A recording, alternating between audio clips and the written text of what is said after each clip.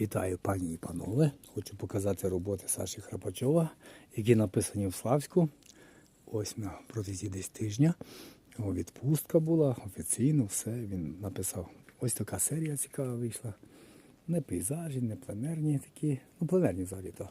Але машини, такі мирні, як він казав. Цікаві роботи. Ну і на цьому тлі не дивляться гарно.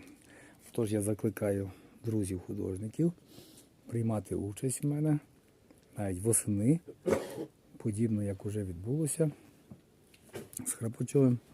Так що будемо на зв'язку. Запрошую. Експозиційна стінка оригінальна є. Отож будьмо.